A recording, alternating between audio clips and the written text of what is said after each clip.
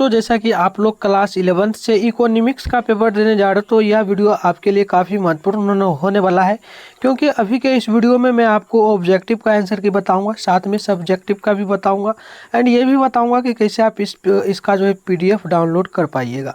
तो चलिए बने रहे वीडियो में, आपको हम बताते हैं।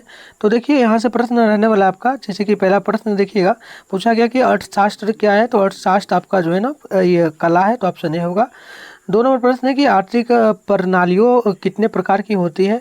तो 2 का right answer option number B होगा, 3 प्रकार की होती है। अगले प्रश्न देखिएगा 3 नंबर है, उपयोगिता का सृजन क्या कहलाता है। तो 3 नंबर का राइट आंसर ऑप्शन सी होगा, यानी कि उत्पादन कहलाएगा। 4 नंबर प्रश्न देखिएगा, पूछा गया भारतीय अर्थव्यवस्था है, भारतीय अर्थव्यवस्था क्या है। तो ऑप्शन नंबर बी होगा, यानी कि विकासशील होगा।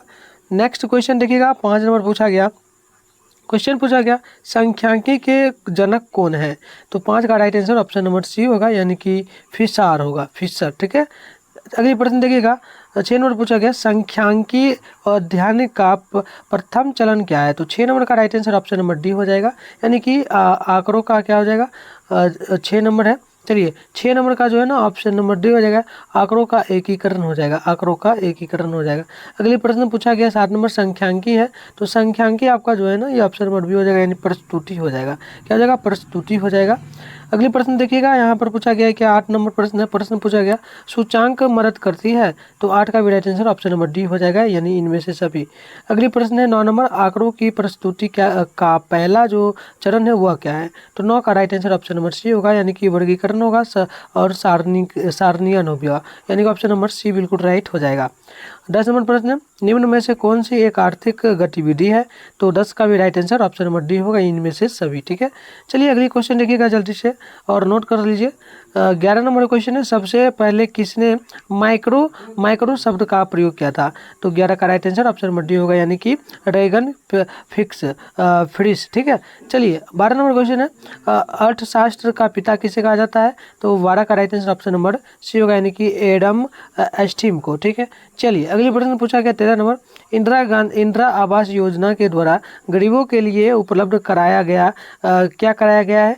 तो देखिए इसके लिए जो है ना पक्का मकान कराया गया, ऑप्शन नंबर ए बिल्कुल राइट हो जाएगा 13 नंबर का। अगले प्रश्न देखिएगा 14 नंबर प्रश्न पूछा गया कि छोटे किसान किससे कर्ज लेता है। तो 14 का right answer option number D होगा, सरकारी बैंक से। अगले क्वेश्चन होगा, देखिए 14 का मैंने क्या बताया आपको, 14 का ऑप्शन नंबर डी बताया। अब देखिएगा 15 नंबर है, 15 नंबर क्वेश्चन है कि महिलाओं की तुलना में पुरुषों की साक्षरता दर कितनी है। तो देखिए 15 का right answer option number A हो जाएगा, अधिक। ठीक है। अगले प्रश्न 16 नंबर है, राष्ट्रीय जनसंख्या नीति कब प्रारंभ हुई। तो 16 का भी राइट आंसर ऑप्शन नंबर जो है ना ए बिल्कुल राइट होगा, यानी कि लगभग 2000 ईस्वी में। ठीक है। चलिए 2000 ईस्वी में हो जाएगा। 16 नंबर का देख लीजिएगा, ऑप्शन नंबर ए। अगले प्रश्न देखिएगा यहाँ पर क्या पूछा गया है, प्रश्न पूछा गया है 17 नंबर, गरीबी रेखा का आकलन किस संस्था द्वारा किया जाता है। तो 17 का भी राइट आंसर जो है ना ऑप्शन नंबर बी हो जाएगा, यानी कि ये हो जाएगा राष्ट्रीय नमूना सर्वेक्षण। ठीक है। चलिए अगले प्रश्न 18 नंबर, समन्वित। ठीक है, समन्वित ग्रामीण विकास कार्यक्रम कब प्रारंभ हुआ। तो 18 का भी ऑप्शन नंबर बी हो जाएगा, 1980 ईस्वी में। अब 19 नंबर क्वेश्चन है कि जब उपलब्ध संसाधन जनसंख्या के सापेक्ष होते हैं तो उसे क्या कहा जाता है। तो 19 का भी राइट आंसर जो है ना ऑप्शन नंबर ए हो जाएगा, यानी कि आदर्श जनसंख्या हो जाएगा। अगली प्रश्न देखिएगा 20 नंबर पूछा जा रहा है गरीबी उन्मूलन किस पंचवर्षीय योजना का उद्देश्य था। तो ये आपका हो जाएगा यहाँ पर हो जाएगा 5वीं पंचवर्षीय योजना। ठीक है, ऑप्शन बी। 21 नंबर है, भारत का सर्वाधिक जनसंख्या वाला राज्य कौन सा है। तो Uttar Pradesh, option number A होगा। अगली प्रश्न है 22 नंबर, महात्मा गांधी का नाम किस योजना से जुड़ा हुआ है। तो ये आपका हो जाएगा मनरेगा से। ठीक है, मनरेगा, ऑप्शन नंबर सी बिल्कुल राइट होगा 22 का। ठीक है। चलिए अगली प्रश्न देख लीजिए जल्दी से। 23 नंबर प्रश्न पूछा गया काम के बदले जो है ना, तो देखिए 23 नंबर क्वेश्चन है, काम के बदले अनाज कार्यक्रम को कितने जिलों में लागू किया गया था। तो 23 का भी ऑप्शन नंबर जो है ना सी हो जाएगा, यानी कि 150। अगले प्रश्न है 24 नंबर, मनरेगा कब प्रारंभ हुआ था। तो 24 का भी right answer option number C हो जाएगा, यानी कि 2006 ईस्वी में। अगले प्रश्न है 25 नंबर, गरीबी का निदान के लिए गैर सरकारी प्रयास कौन सी है? तो इसका भी राइट आंसर जो है ना हो जाएगा 25 का ऑप्शन नंबर ए, यानी कि स्वरोजगार। अगले प्रश्न देखिएगा 26 नंबर है, निम्न में से कौन खाद्यान्न के स्रोत है? तो 26 का भी ऑप्शन नंबर ए हो जाएगा, यानी कि गहन खेती। ठीक है, चलिए 26 हो गया। अगले प्रश्न देखिएगा 27 नंबर है। 27 नंबर पूछा जा रहा है कि सरकारी अनाजों का भंडारण कहाँ होता है? तो 27 का भी ऑप्शन नंबर ए हो जाएगा, यानी कि भारतीय खाद्य निगम में। अगले क्वेश्चन है 28 नंबर, गरीबी रेखा के नीचे रहना किसका सूचक है? ठीक है, गरीबी रेखा के नीचे रहना किसका सूचक है? तो 28 का ऑप्शन नंबर बी हो जाएगा, यानी गरीबी का। अगले प्रश्न देखिएगा पूछा गया 29 नंबर, भारत में जनगणना कितने वर्षों के अंतराल में होता है? तो 10 वर्षों के अंतराल में, ऑप्शन नंबर बी होगा।